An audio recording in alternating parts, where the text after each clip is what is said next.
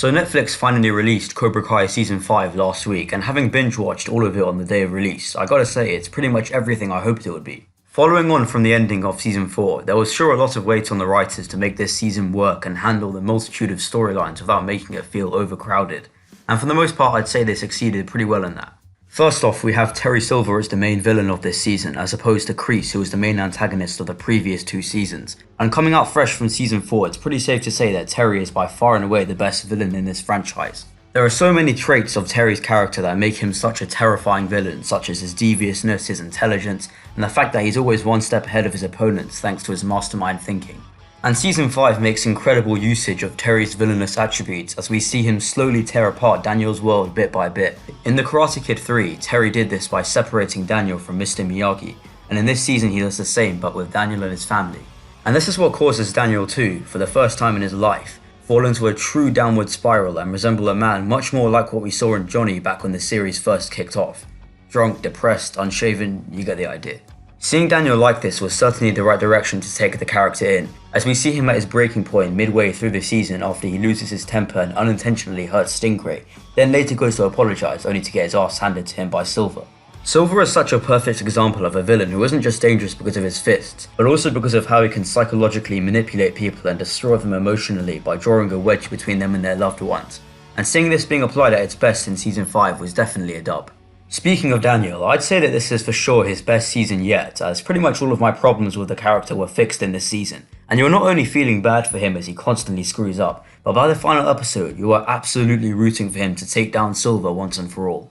And I think it was pretty funny but also cool to see all 3 of Daniel's childhood villains teaming up and helping him take down Cobra Kai as opposed to fighting against him like in the original films. Having Johnny and Chosen working side by side as a tag team was also just ingenious as they both have somewhat similar personalities.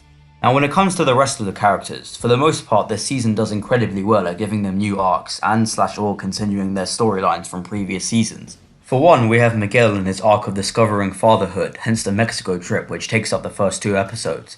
And although this is definitely one of the less interesting parts of the season for me, I still found this to be good character development for Miguel as he comes to the shocking realization that his mum was right about his dad never caring about him. And that's where Johnny comes in, as even though he isn't Miguel's biological father, he's always been the #1 guy to look out for him and keep his best interests at heart.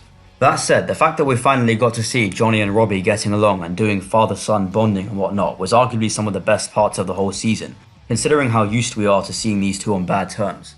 And seeing Miguel and Robbie finally getting along was such a refresher, as I've always stuck by the opinion that these 2 would honestly be cool with each other had they just sat down and had a civil conversation without any relationship drama to get in the way. And to have them finally come to terms with one another by literally fighting it out and having what might have been the best fight in the whole season definitely goes to Johnny for smoking up that brilliant idea. Likewise, the bittersweet rivalry between Sam and Tori finally comes to an end as Tori confesses about the ref being paid off at the tournament and Miguel convincing Sam to talk it out with her and cool things off. And if seeing them on the same side at last wasn't cool enough, both these characters go through arguably their best arcs yet in the series as they struggle with their own respective problems. For Sam it was mainly about losing the tournament and letting her team down, and for Tori it was about holding on to the regret of knowing that she didn't properly win. Tori also takes on a mentor role as she prompts to train Devon Lee in the way of the fist, which I thought was quite nice and definitely some great character development on her part.